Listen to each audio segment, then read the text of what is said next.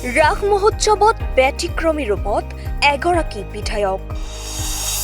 বিষ্ণুৰ ৰূপত বিধায়ক প্ৰমোদ বৰঠাকুৰ।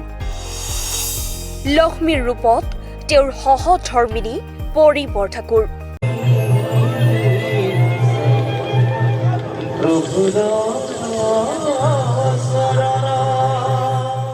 বিশ্বনাথৰ ২৭ সংখ্যক পশ্চিম চাৰিআলিৰ সাৰ্বজনীন ৰাস মহোৎসৱত বিশ্বনাথ বিধানসভাৰ বিধায়কগৰাকীক বিষ্ণুৰ ৰূপত আৰু তেওঁৰ পত্নীক লক্ষ্মীৰ ৰূপত দেখিবলৈ পোৱা যায়।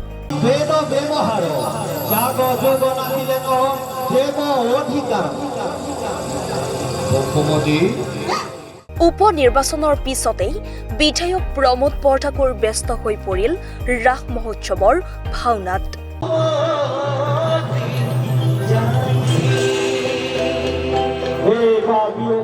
বিধায়ক প্ৰমোদ বৰঠাকুৰক বিষ্ণুৰ ৰূপত আৰু বিধায়কগৰাকীৰ পত্নীক লক্ষ্মীৰ ৰূপত চাবলৈ ভিৰ কৰে হাজাৰ হাজাৰ দৰ্শকে।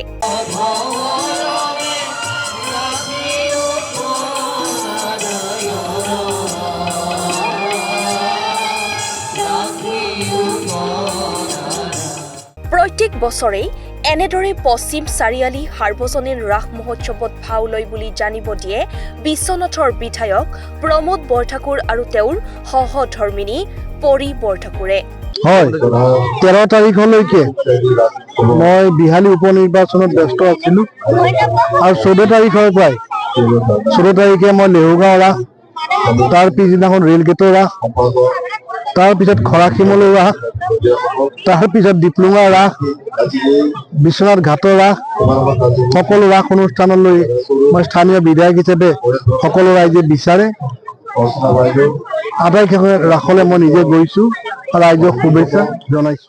সঁচাকৈ আজি বৰ আনন্দৰ দিন, যিহেতু কোচগাঁওখন আমাৰ নিজৰ গাঁও আৰু আজিৰ পৰা মই প্ৰায় 7-8 বাৰ মানেই হ'ল বিয়া হোৱাৰ পিছৰ পৰাই মই ইয়াত লক্ষ্মী ভাও দি আহিছো।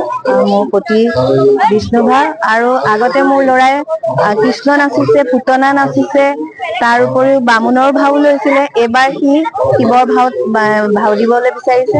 গতিকে সমূহ পশ্চিম চাৰিআলি ৰাস মহোৎসৱৰ আমাৰ যিখন ৰাস, সেই ৰাসলৈ মই ধন্যবাদ জ্ঞাপন কৰিছো আৰু ৰাসৰ উজ্জ্বল ভৱিষ্যত কামনা কৰিছো। বিশ্বনাথৰ পৰা ৰুবেন মহন্তৰ প্ৰতিবেদন, দি নৰ্থ ইষ্ট।